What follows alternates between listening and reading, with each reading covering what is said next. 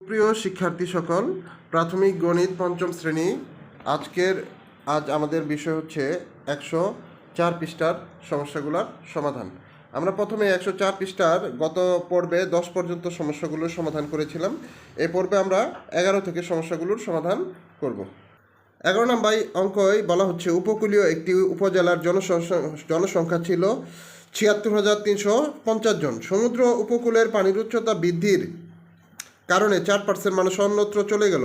বর্তমানে ওই উপজেলার জনসংখ্যা কত? 11 নম্বর অঙ্কটা করার শুরুতে আমরা অঙ্কটা এখানে জনসংখ্যা পানির উচ্চতা বৃদ্ধির কারণে 4% মানুষ অন্যত্র চলে গেল। আচ্ছা, অন্যত্র চলে গেল, তাহলে আমরা প্রথমেই লিখব অন্যত্র চলে গেল। অন্যত্র চলে গেল কি পরিমাণ জনসংখ্যা গেল? টোটাল জনসংখ্যা ছিল আমার 76,350। এর কত পার্সেন্ট গেছে? এর গেছে হচ্ছে 4% মানুষ, তাহলে 4%। তাহলে চলে গেল, অন্যত্র চলে গেল 76,350। এর মানে গুণ, আমরা গুণ লিখবো না, কিন্তু গুণের মতো কাজ করব। আর 4% বদল লিখতে পারি 4/100। এই শূন্যর সঙ্গে আমরা এই শূন্য কেটে দিতে পারি। আমরা যদি একে 5 দিয়ে কাটি, 5 দুগুণে 10, আর 5 দিয়ে একে যদি কাটি, 5-এর ভিতরে একবার 5 চলে গেলে 2 থাকবো, 2 আর 6 26, 5 25, 1 থাকে 3, 13, 13-র মধ্যে 3 বার, 3 5 15, 13-র মধ্যে 2 বার, 13-র মধ্যে 2 বার, 3 5 দুগুণে 10, আর 3 থাকে 35, তাহলে 5 7 35। আর এই 2 দিয়ে যদি এটা কাটি, এখানে 2 হবে। তাহলে এই উপরে 1527 থাকলো, আর এখানে 2 থাকলো। এই দুইটা যদি আমরা গুণ করি, তাহলে যেটা পাবো সেটাই হচ্ছে, তাহলে আমরা 1527-এর সাথে যদি 2 গুণ করি, তাহলে আমরা যেটা পাচ্ছি সেটা হচ্ছে 3054। জনসংখ্যা অন্যত্র চলে গেল 3054 জন। তাহলে আমার জনসংখ্যা 3054 জন চলে গেল। যদি চলে যায়, তাহলে আমার প্রশ্নে বলছে যে এর ফলে ওই উপজেলায় বর্তমান জনসংখ্যা কত। তাহলে এই মোট জনসংখ্যা থেকে 3054 জন বাদ দিয়ে দেই। ওই উপজেলায় জনসংখ্যা রইল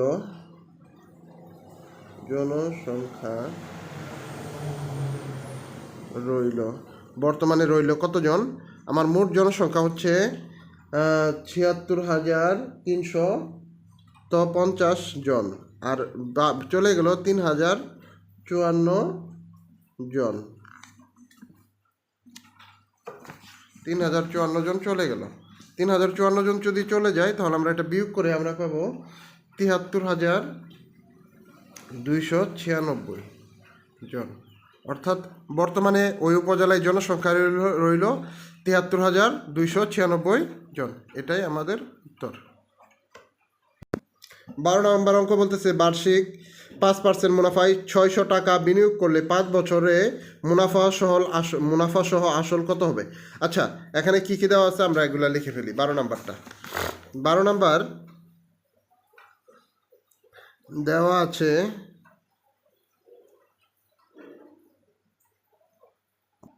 আছে মুনাফার হার সমান সমান, মুনাফার হার হচ্ছে 5%।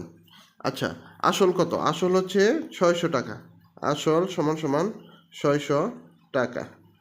তারপরে দেওয়া আছে সময় বলছে 5 বছর। সুতরাং আমরা যেটা বের করব যে মুনাফা কত আসে, আমরা জানি যে সূত্রটা জানি সেটা হচ্ছে যে মুনাফা সমান সমান কি? মুনাফা সমান আসল গুণন হার বাই 100 গুণন সময়। এখানে আসল 600, হার 5, নিচে 100, সময় 5 বছর। তাহলে 1 2 2 0 2 0 কাটা। তাহলে দেখো 5 5 25, আর 25-এর সাথে যদি আমি 6 যোগ করি, তাহলে আমার হচ্ছে 150। তাহলে 150 টাকা আমি মুনাফা পাচ্ছি। 5 বছরে 600 টাকার মুনাফা আমি কত পাচ্ছি? 150 টাকা। এখন আমাকে যেটা চাইছে বইয়ের ভিতরে, সেটা হলো যে আমাকে বের করতে হবে মুনাফা আসল। অর্থাৎ মুনাফা সহ আসল। মুনাফা সহ আসল সমান সমান, সুতরাং মুনাফা সহ আসল সমান সমান, আমার আসল ছিল 600 আর মুনাফা 150, এত টাকা সমান সমান 750 টাকা। এটাই আমার উত্তর। বিষয়টা আবার খেয়াল করো, আমরা যেটা দেওয়া আছে মুনাফার হার, আসল এবং সময় লিখলাম। এরপরে যেটা আমরা জানি সেটা হচ্ছে যে মুনাফা সমান মুনাফা বের করতে পারি। মুনাফার সূত্রটা হচ্ছে মুনাফা সমান সমান আসল গুণন হার বাই 100 গুণন সময়। তাহলে আমরা ক্যালকুলেশন করে মুনাফা পেলাম 150। তাহলে মুনাফা সহ আসল, মুনাফা 150 আর আসল 600, সুতরাং আমার টোটাল হচ্ছে 750 টাকা। তাহলে আমাকে বলতে হবে 5 বছর পর মুনাফা আসল 750 টাকা হবে। খুব গুরুত্বপূর্ণ একটা অঙ্ক হচ্ছে তোমাদের এই 13 নম্বর অঙ্কটা। এটা একটা কাঠামোবদ্ধ অঙ্ক বা সৃজনশীল অঙ্ক আমরা বলতে পারি। একটি জুতার দোকানে 26% ছাড়ে জুতা বিক্রির ঘোষণা দেওয়া হলো। মনোরঞ্জন 2 জোড়া জুতা 2590 এবং 3108 টাকায় ক্রয় করলো। এখন ক নাম্বার প্রশ্ন, প্রতি জোড়া জুতার প্রকৃত মূল্য কত? সে কিন্তু এটা মনোরঞ্জন কিন্তু এটা ক্রয় মূল্য কিনছে। এটা কি কিনলো? মনোরঞ্জন কিনছে এই 2 জোড়া জুতা 2590 টাকা দিয়ে এবং 3108 টাকা দিয়ে। কত পার্সেন্ট ছাড়ে কিনছে? 26% ছাড়ে কিনছে সে। আমরা শুরু করি অঙ্কটা। 13 নম্বর অঙ্ক। সে ক নাম্বার অঙ্কটায় আমরা কত পার্সেন্ট ছাড়ে কিনছে? 26% ছাড়ে। 26% ছাড়ে দেখো ক্রয় মূল্য 26 বাদ দাও। 100 থেকে 26 যদি আমরা বিয়োগ করি তাহলে কত পাবো? 100 থেকে 26 বিয়োগ করার ফলে আমরা পাবো 74 টাকা। তাহলে 74 ক্রয় মূল্য যদি 74 টাকা হয় তবে প্রকৃত মূল্য 100 টাকা। সুতরাং ক্রয় মূল্য 1 টাকা হলে প্রকৃত মূল্য এই 100 আর এই দাগ দিয়ে আমরা ভাগ দিব 74, এত টাকা।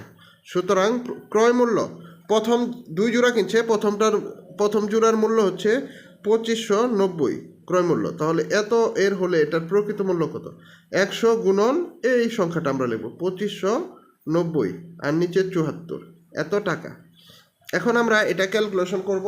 ক্যালকুলেশন করে আমরা যেটা পাবো সেটা হচ্ছে 3500 টাকা। প্রথমে 100 দিয়ে এতকে গুণ করবা এবং ভাগ করবা, তাহলে আমরা পেলাম কত? 3500 টাকা। এটাই হচ্ছে এক জোড়া জুতার ক্রয় মূল্য।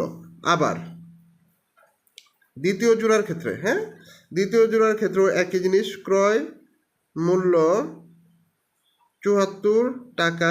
এটাও 26% ছাড়েই 74 টাকা। ক্রয় মূল্য 74 টাকা হলে প্রকৃত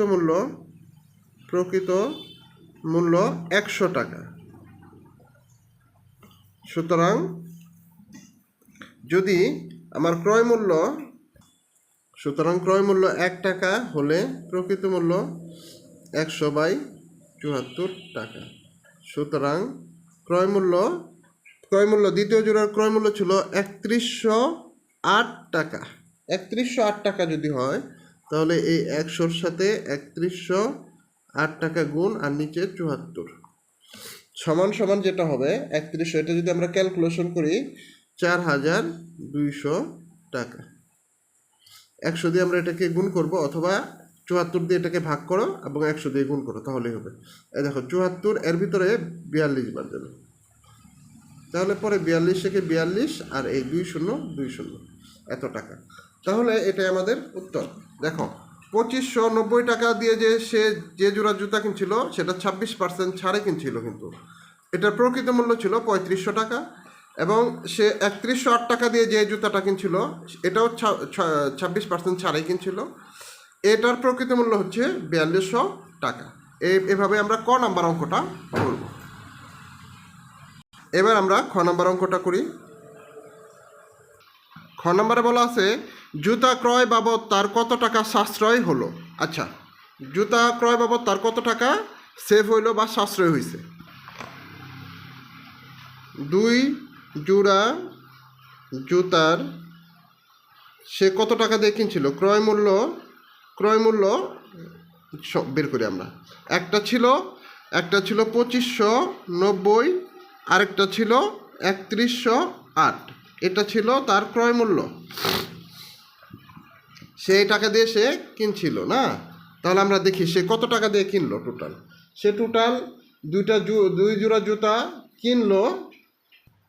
তাহলে আমরা এটা যোগ যদি করি 8 9 আর 1 6, হ্যাঁ 5, তাহলে 5698 টাকা দিয়ে সে জুতা কিনলো। এবং 2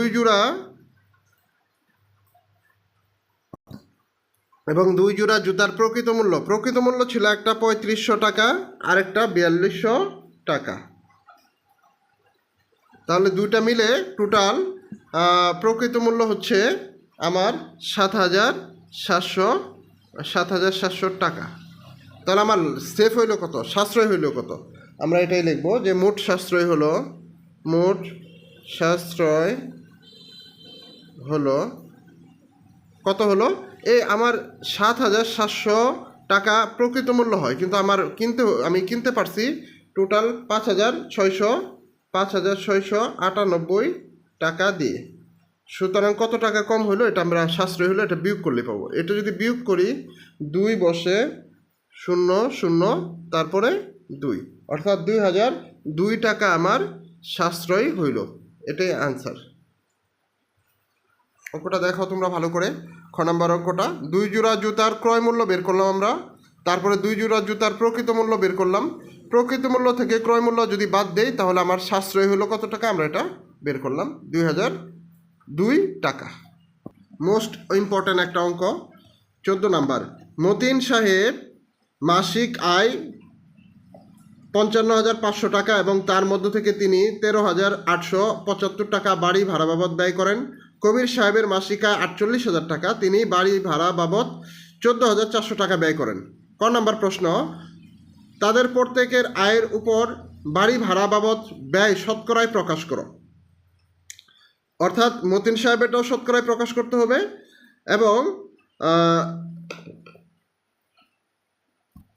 এবং কবির সাহেবেরটাও শতকরায় প্রকাশ করতে হবে। কি প্রকাশ করতে হবে? বাসা ভাড়া বাবদ ব্যয়। আমরা তাহলে শতকরায় প্রকাশ করি। 14 নাম্বার অঙ্ক, ক নাম্বারটা, মতিন সাহেব বাড়ি ভাড়া বাবদ ব্যয় করেন মাসিক আয়ের কত, আমরা এটা বের করি। তার মোট আয় হচ্ছে 5,500 টাকা এবং তিনি ব্যয় করেন 13,875 টাকা। এটাকে আমরা শতকরায় প্রকাশ করবো, সুতরাং 100 দিয়ে গুণ দিয়ে পার্সেন্ট করে দেব। যদি আমরা এটাকে পার্সেন্ট করি তাহলে এই শূন্যর সঙ্গে এই দুইটা শূন্য কাটা যায়, আর এখানে আমরা এটা যদি কাজ করি তাহলে আমরা যেটা পাবো সেটা হচ্ছে 25 বার যায়, তাহলে 25%। এটাই উত্তর। মতিন সাহেব বাসা ভাড়া বাবদ 25% ব্যয় করেন। এবং কবির সাহেবের কথা এখন আমরা, কবির সাহেব বাড়ি ভাড়া বাবদ ব্যয় করেন। কত ব্যয় করেন আমরা দেখি। তিনি ব্যয় করেন, তার টোটাল ইনকাম হচ্ছে 48,000, এর মধ্যে তিনি ব্যয় করেন 14,400। পার্সেন্ট করবো, সুতরাং 100 দিয়ে গুণ দিয়ে এখানে পার্সেন্ট লিখে দিলাম। এই 2 শূন্যর সঙ্গে কেটে দিলাম, আর এটাকে যদি আমরা আরও কাটি তাহলে যেটা হবে, এই শূন্যর সঙ্গে এই শূন্য কেটে দিলাম, তাহলে থাকে এখানে আমার এটার সাথে এটা যদি কেটে দেই 3 বার যাবে। 144-এর মধ্যে 48 3 বার গেল, 3 10 30, অর্থাৎ তিনি 30% ব্যয় করেন। কবির সাহেব 30%, মতিন সাহেব ব্যয় করেন 25% শতকরা, আর কবির সাহেব বাসা ভাড়া বাবদ ব্যয় করেন 30%। প্রশ্ন নাম্বার খ, 2 জনের মধ্যে কে বেশি বাড়ি ভাড়া বাবদ শতকরা হারে বেশি টাকা ব্যয় করেন? আমরা স্পষ্টই দেখতেই পাচ্ছি কবির সাহেব বেশি বাসা ভাড়া বাবদ ব্যয় করেন। আমরা খ নাম্বারটা এটা খুব সংক্ষিপ্ত করে লিখে দিই। খ নাম্বার, 2 জনের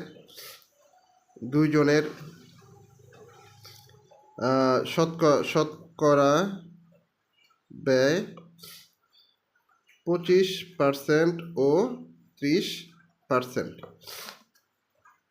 25% ব্যয় করেন মতিন সাহেব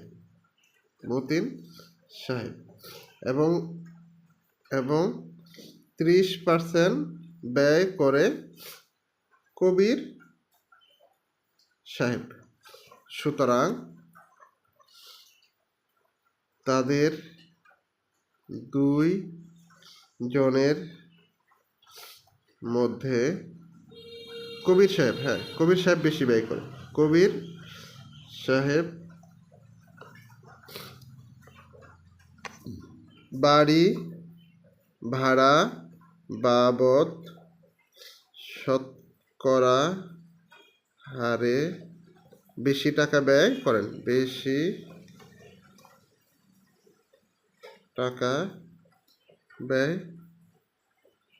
করেন।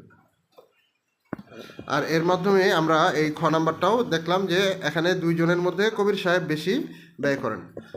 দেখো 14 নম্বর অঙ্কটা আবার মতিন সাহেবেরটা বের করলাম, কবির সাহেবেরটা বের করলাম। তারা বাসা ভাড়া বাবদ কত 25 এবং 30% ব্যয় করে। কীভাবে ক্যালকুলেশন করছি এগুলো একটু ভালো করে খেয়াল করবা। তারপরে দেখো খ নাম্বারটা, 2 জনের মধ্যে কে বেশি ব্যয় করেন? কবির সাহেব বেশি ব্যয় করেন। আর এর মাধ্যমে আমাদের আজকের এই 104 পৃষ্ঠার অর্থাৎ শতকরা অধ্যায়ের যে নিজে করি বিষয়গুলো ছিল এগুলো আমাদের সমাধান হয়ে গেল। আমরা এই নিজে করি অংশটা 103 পৃষ্ঠাটা একটা পর্বে আমরা করেছি, সমাধান দেখিয়েছি তোমাদেরকে। আর 104 নাম্বার পৃষ্ঠার সমাধানটা আমরা 2 পর্বে করেছি। আশা করি তোমাদের ভালো লাগবে, তোমরা এখান থেকে উপকৃত হবে। তোমাদের বন্ধুদের সঙ্গেও শেয়ার করো চ্যানেলটিকে এবং তাদের সঙ্গে সাবস্ক্রাইব করে দাও, লাইক করে দাও। ধন্যবাদ সবাইকে। আসসালামু আলাইকুম।